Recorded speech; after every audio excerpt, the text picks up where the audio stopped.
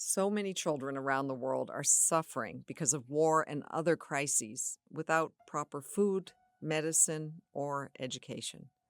But somehow they survive. Children, they just want to be children no matter what. The most bleak situation, the most terrible things, they still want to play, right? They want to find some joy. They want to just be kids. And I think that's what we have to all work to protect.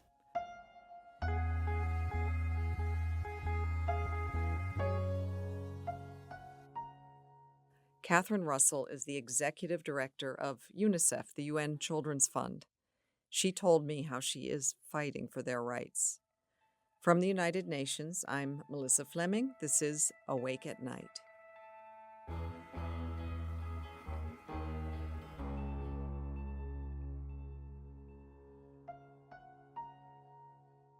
Welcome, Kathy. It's Thank you, great to have Melissa. you Yeah, here. it's great to be here. Thanks so much for having me. Kathy, since you took up this position, you've traveled extensively. It's part of the job. Is there a child or children you've met that symbolizes why you are so passionate to keep going and why you want to do this job? The hard thing about the job is that I see such terrible things all around the world that happen to children. Children who are in war settings, children who have been abused, children who don't have enough to eat, absolutely horrific things always. And those kids stick with me. And I have kind of I don't know, I think of it as sort of a lockbox where I put a lot of those stories and encounters because I can't think about them all the time because they're so heartbreaking. But then there are also great stories and children who I see who, are so resilient, children who have hope for the future. I met a couple of girls recently. I was in Sudan and I always ask some version of the question of, what are you thinking about for your future? How do you see it? What, not really what kind of job do you want, but, what do you think about for your future? And to a person, these girls were telling me that they wanted to be, a couple of them wanted to be doctors, one wanted to be an architect.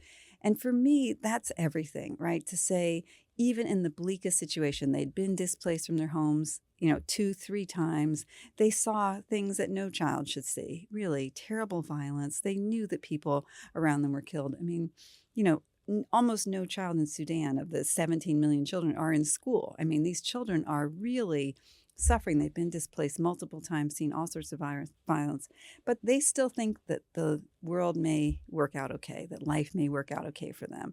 And on the one hand, there's something crushing about that, but it's also really encouraging, that they still believe that there's something out there for them. So I see the bleak, most horrific things, and I see the optimistic things too. I mean, I'm wondering if you've been surprised at how much suffering you're seeing among children. Is it something you expected coming into the job, or is it worse than you thought? You know what it is? It's kind of, intellectually, right? You can look at the data, you can see the numbers. I have been kind of around this space for a while, and I have some idea of what is going on in the world for sure. But when you really see it, when you see these children and how much they're suffering. I mean, just as an example, I was in Yemen 2 years ago, and we do a lot of support there for children who are severely malnourished. And children are severely malnourished, right? But when you actually see it, or I saw it in Afghanistan too, you walk into these hospital rooms and they're literally rooms full of babies and they're silent because the babies are too weak to even cry. I mean, you can't really understand that until you see it, and you see it. And I just think, how in a world where we have plenty of resources can it be that children are starving to death? But that's what's happening. I saw a child in Yemen. I'll never forget this. He was a little boy. He had just come into the hospital and his skin was like paper. There was like no flesh underneath his skin. And I said to the doctor, will he be okay? Because usually if we get these children, we have therapeutic feeding that we can give to them and we can bring them back. I mean, it's a miracle that we're able to do this. And the doctor said that he won't survive the night. I didn't also understand until I saw it that these children, they feel physical pain from the starvation, which is just too much to bear, honestly, for them, for their parents, for the people who love them, for the doctors, the people who are trying to take care of them. To have to witness that is really dreadful. Um, we can do something about it. And I think, it is what keeps me going in this job. And it keeps me from kind of descending into complete despair, because we just have to keep at it, right? And if we keep at it, and UNICEF does such amazing work, I feel so privileged, honestly, to work with the people at UNICEF, many of whom have been doing this for decades and are so committed. They know what to do, they know how to help, but the needs are just immense, and it just seems to keep getting worse. Since I came into the job, 2 weeks after I started, we had the invasion in Ukraine, right? Last year was Gaza. This year, Lebanon, Sudan, right? And nothing ever comes off our list. What is it? Is it the wars? Is it, I mean, how is it that you can't, as UNICEF, Yeah. reach all of these children?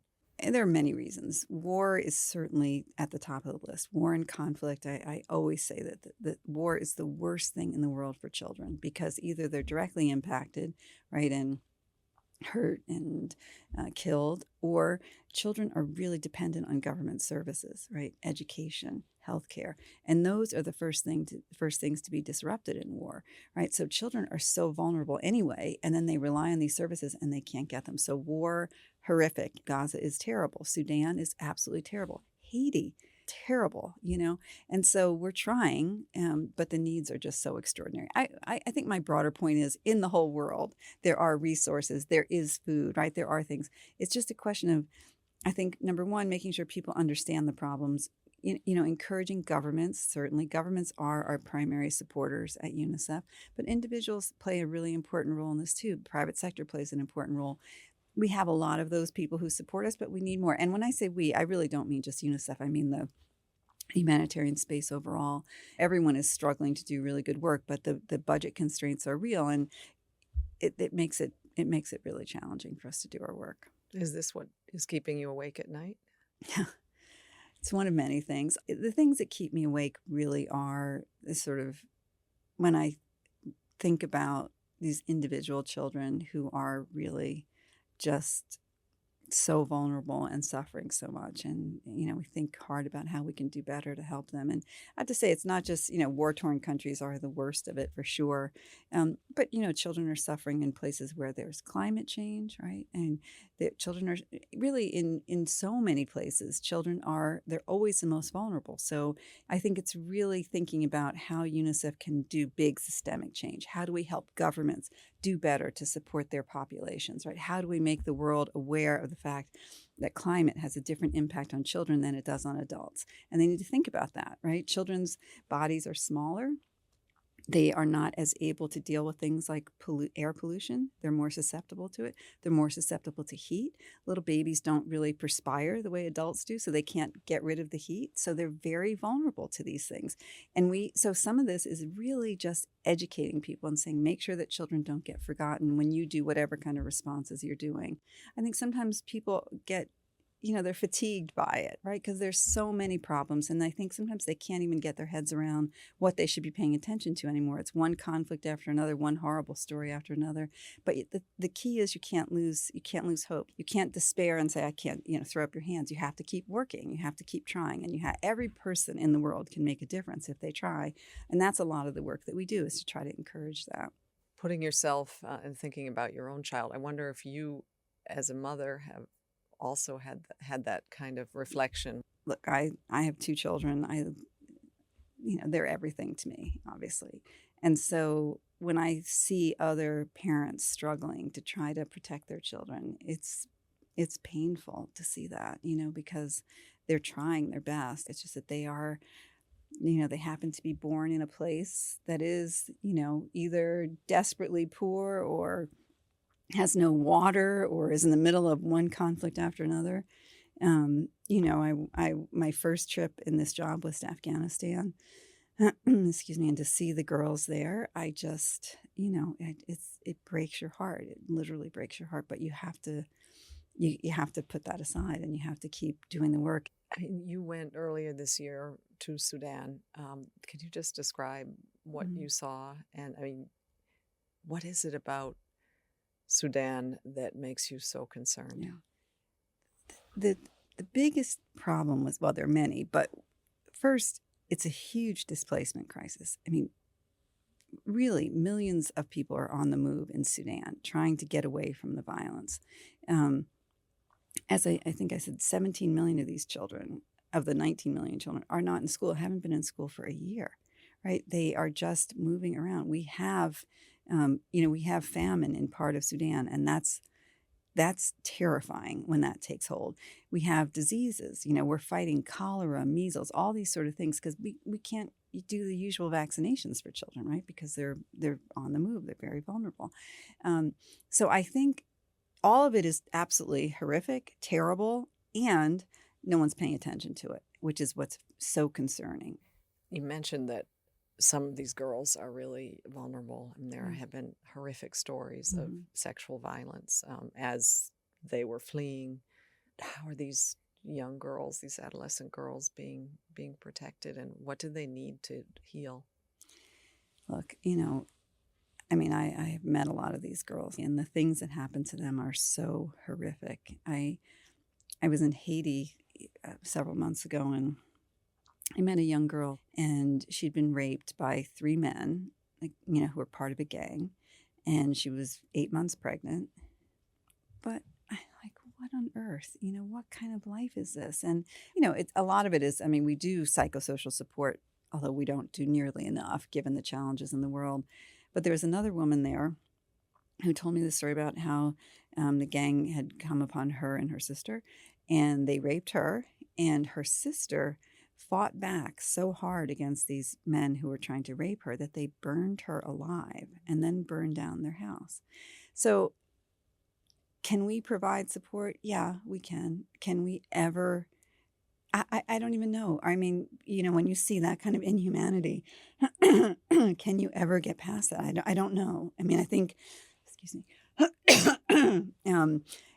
we can try, and I think human beings are incredibly resilient, or they can be. They're not always, and you can see people move forward, but at the same time, I don't know that they can ever get over it. One boy who always sticks with me, this story, it's sort of heartbreaking. I met him in the DRC, and his mother was with him, and he's telling me, what happened to him. And he's telling me in a very flat tone, he's telling me how he was out playing and with his best friend, and a group of men came along, and the boys ran. And then he said, I saw them kill my best friend right in front of me. And I was like, geez, sorry. And, he was very like no affect. And he said, I just wish they had killed me.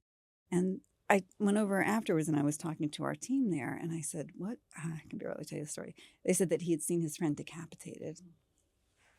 Oh, So I think, well, okay, I don't know. Maybe he does never get past it. Maybe there are some things that are so terrible that human beings can't recover. I don't know. I mean, we'll try to help him. It was clear to me that he couldn't find a way to sort through what that meant to him, and what it meant maybe about the people around him, the community around him. I'm not sure he'll ever recover. So, it's. you mentioned before that you had been to Afghanistan early on, and now the situation for girls there is just it's hard to even imagine.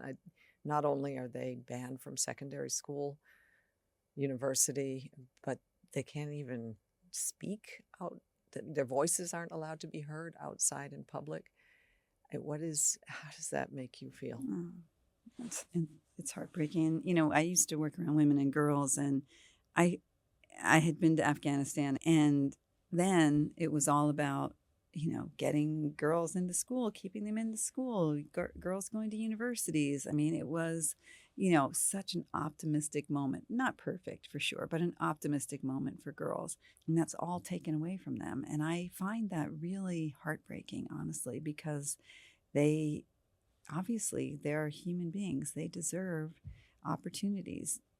When I think about the potential, that country and every country needs everybody to be at their best, to be educated, to be participating. No one can afford to say we don't even want half the population to participate here. It doesn't make any sense to me.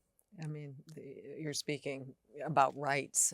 Meryl Streep at a event here on Afghanistan at the UN said even a cat has more rights than an Afghan girl because the cat can put its face in the sun. Is it? I mean, you also are a rights-based organization. Yeah. Every girl, to me, every child, right? That yes, they have rights, and we are. There's a convention on the rights of the child that is the most endorsed international convention in the world, right? And people understand intuitively that children are human beings and have rights to things. And everything we do at UNICEF is about child rights. It's, they have a right to have decent water and a right to education. They're basic things that you would expect for anyone.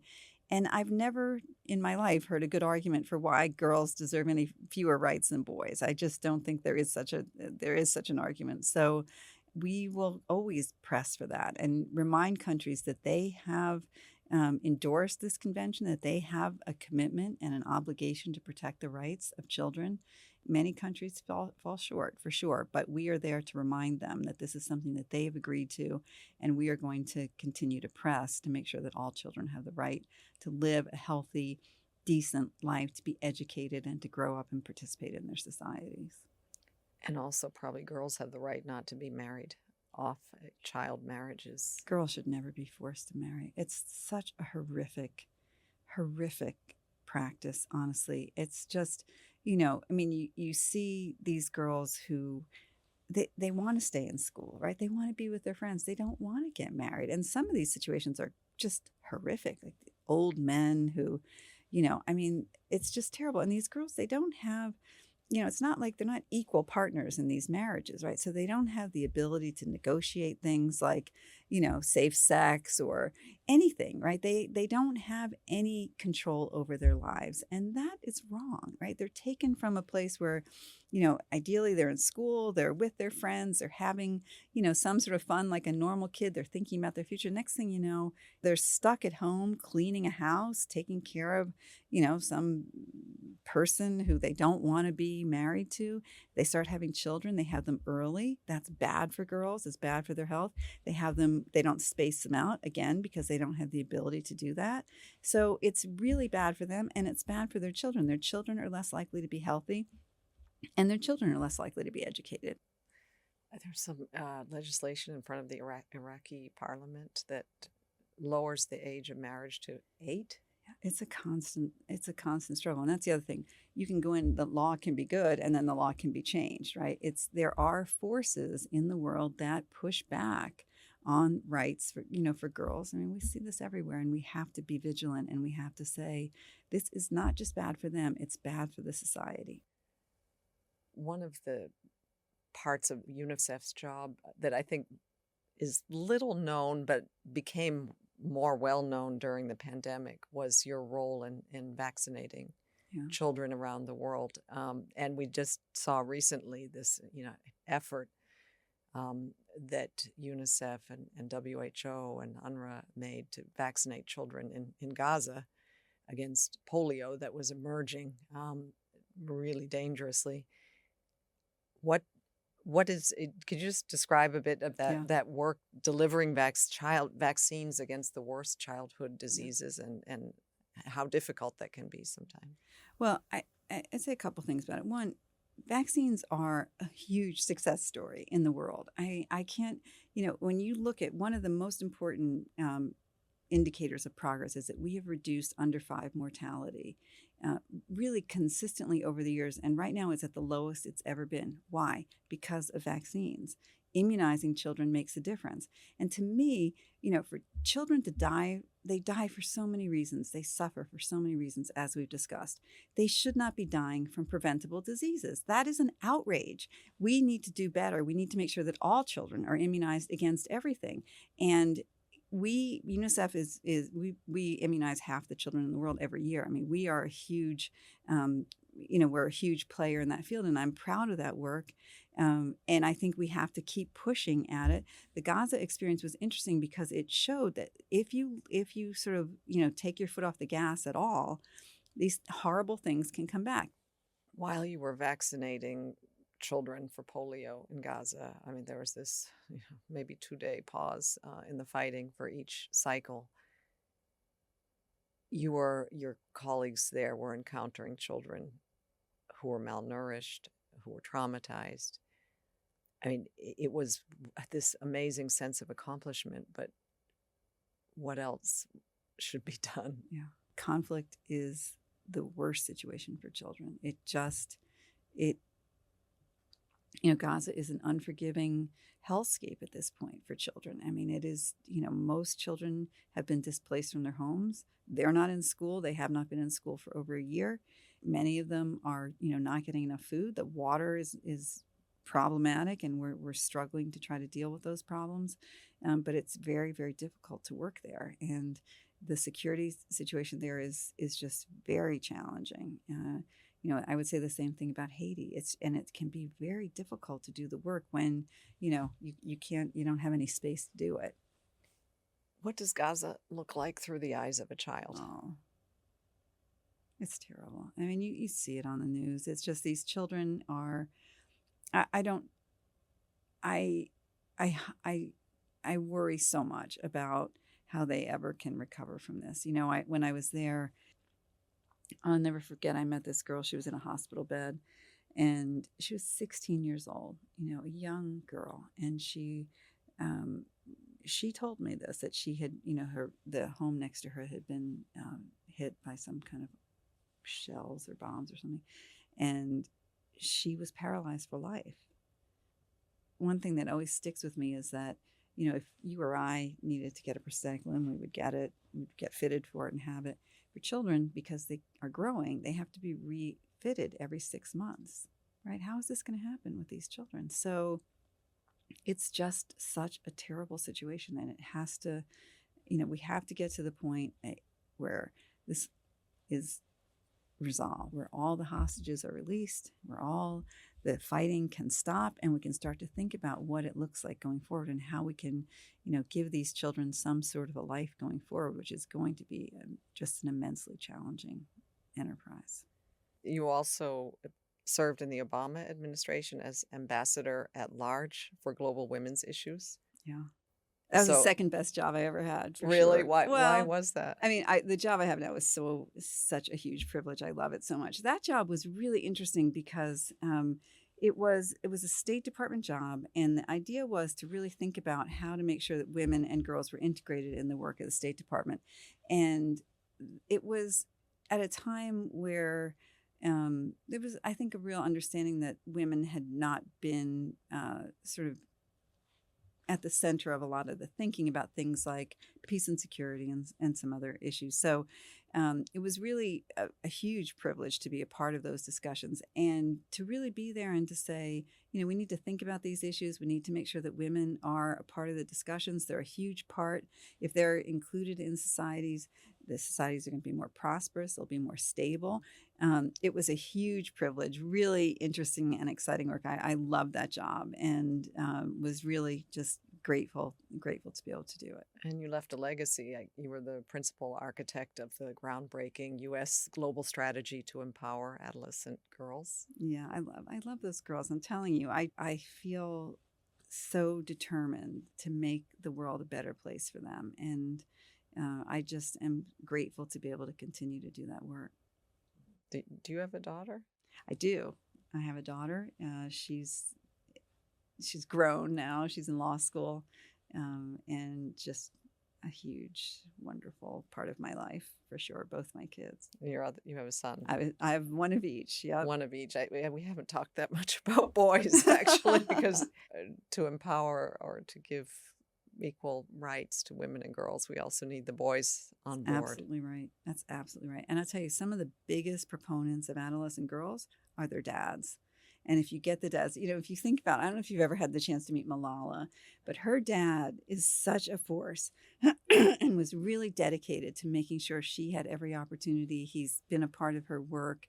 And it's people like that who really understand. They love their daughters. They want their sons to treat their daughters well, right? That is the discussion that needs to happen. And when you see it, it is really magical. I have met her, and I've seen him looking at her with just such pride as she speaks. It's really it's wonderful. wonderful. And you're right. I mean, boys are a huge part of that. And I tell you, I mean, no child is born with ideas, right? That girls are less or any other person is less. Those are all learned things, and we can address those, right? We can say, you need to treat everyone equally and fairly and all that. I mean, that's all positive, and that's all something that children can learn.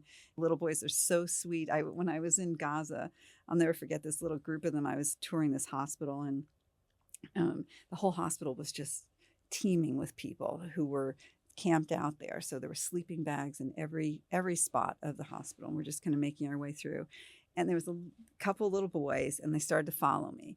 And they're kind of, trying to catch my eye and smiling. And so it's a little like playing hide and seek, And I'm going all through the hospital. And by the end of it, there was a huge group of these boys I thought, boys, children, they just want to be children, no matter what. The most bleak situation, the most terrible things, they still want to play, right? They want to find some joy. They want to just be kids. And I think that's what we have to all work to protect. No child is born with hate in their heart. No, they're not. They're not. They're all innocent.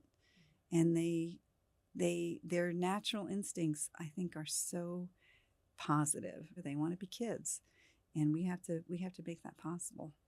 How did you get into public service in the first place? Well, that's an interesting question. When I was young, when I had just gotten out of college, I had a friend who worked in a political campaign. And I was going to go to a law firm and, be a paralegal or something. He kept saying, you should come do this. And I said, I'm not cut out for politics. I don't know anything about politics. I'm not really interested in that. Anyway, he kept bugging me to death. So I finally went, and I got involved in this it was a presidential campaign in the U.S. And I was such a shy person. I mean, you can't imagine now, because you hear me talk constantly. I feel like I never stopped talking. But when I was young, I was so shy, and I would hate to have to talk to groups of people. I would be nervous about meeting new people. I was just like, oh, God. And as I was doing this work, I realized that because it wasn't about me, because I was doing something I cared about and thought mattered, I was able to put all of that aside. And I loved the feeling of being part of something bigger than myself and being part of something that I thought would make a difference. So I did that. And then I decided to go to law school, and I came out and I got a job on Capitol Hill in the United States in the Senate. And it was the same thing where I loved the work. And I felt really grateful to be a part of something that meant something to me. And that's really what I've done the rest of my career. And for me personally, that's just incredibly rewarding and motivating. And I think I encourage people always, obviously I talk to a lot of young people about what they want to do in their lives, but to find whatever it is that makes you feel like that. I'm just curious what your parents did. I mean, you're originally from New Jersey, and whether they kind of set you on this path. It's so interesting. I was born in New Jersey. I actually grew up in Pennsylvania, a place called Reading, Pennsylvania. And my father was just a super poor kid from Indiana who moved to New York and met my mother. And my mother was she just like the warmest, most wonderful person, but a little bit sort of snobby, I would say. She would murder me for saying that if she were still alive. But she looked at my father and she's like, well, I mean, all I can say is he would wear a suit and white socks. And I was like, oh my goodness, I can't. But they ended up falling in love and then moved. My father sort of started a really small business. But I grew up in a place where it was just a very provincial place. Like I literally, when I was younger, didn't know anyone who had a passport. I didn't know anyone who had ever been anywhere. I didn't. And I remember, it's so funny because I told this story once before where I vividly remember we got these little UNICEF boxes. I don't know if you ever saw these where you grew up, but it's I like, got the UNICEF yeah, boxes too. trick or Yes. treating for Trick or UNICEF. treating for Yeah. UNICEF. I did the And same. I remember it was the first time that I had ever thought about, I mean, I never imagined working there. I'm not suggesting that in any way, but it was the first time I ever really thought about the fact that there were other children in the world who, even though I was not from a wealthy family at all, like the complete opposite, but who had so little that we in the United States should be thinking about how we could help them. And it was kind of an eye-opening experience for me. And it's funny now, just this year at UNICEF, we brought the trick-or-treat boxes back because I mean, they probably don't raise that much money. And it's, they say it's more challenging now because, people don't have coins or whatever, there are lots of reasons. But I do remember that feeling of like, wow, this is an eye-opening thing for me. I've really learned something through this. Well, I, for one, am so glad you brought back the UNICEF The boxes for Halloween trick-or-treating. Because it's true. It is awareness. That's the first I had heard of UNICEF, and I probably never would have until later in my life if I had not. And really thought about why, right? Why were you doing that? And that is something that's so valuable for children to think about that, right? That there are other children in the world just like them who are really in desperate need. Who would you say are your mentors? I would say, really first and foremost, this is probably such a cliche, but I really think my parents were so critical to me in the following ways. I think my mother, as I said, was just the kindest person on the planet, the most thoughtful, generous, loving person. My father was, also a loving person, but he definitely, I was the oldest of five. Yeah. 5. Oldest of 5, yeah. And my father definitely, he pushed me. And I think that was a good thing, really. He had high expectations and he really wanted me to do something useful in the world. I don't think he ever imagined this. I think his idea of useful would probably be, he wanted me to be a business major or an accounting major or something. But he definitely, encouraged me and pushed me to be the best that I could be. And I really appreciated that. Well, maybe not at the time, but I appreciate it now. I just wonder, just hearing about your life and hearing about all that you're doing at UNICEF and your travel to war zones, and do you have any ways to relax, and what are your coping mechanisms? Yeah, listen, it's as I said, it can be really hard, but it's a huge privilege, and the thing that keeps me going the most is to know that we are making a difference. We can make a difference. We know what to do. I mean, one of the great things about UNICEF. They've been doing this work for so long, and they know how to. These people are amazing, and they know what to do. And so that's the most important thing from my perspective. And then really, I try to spend time with my family if I can. That's the thing that gets me, feeling the best if I possibly can. To try to get out for a walk, see my kids. If I'm really desperate, I'll watch a movie on the Hallmark Channel, which is like always has a happy ending, which I'm grateful for. But it's really just to try to be as grounded as I can in the things that I love, the people I love, and I feel like that helps me get through some challenging times. But I will say it's just, I'm sure you feel this way too. Being a part of the UN, it's a real privilege and it's an honor, and I feel that very much. I want to try to do the best I can by these children who really need the help, and we think about it all the time. We try to come up with new ideas, and we're grateful for anybody else who has them, and just keep at it and just keep fighting for these kids. Kathy, thank you so much for sharing your story, and Thanks, Melissa. Thands for everything you do. I appreciate it. Oh, thanks for what you do. You do amazing work too. Thank you for listening to Awake at Night. We'll be back soon with more incredible and inspiring stories from people working against huge challenges to make this world a better and safer place. To find out more about the series and the extraordinary people featured, do visit un.org/awake-at-night.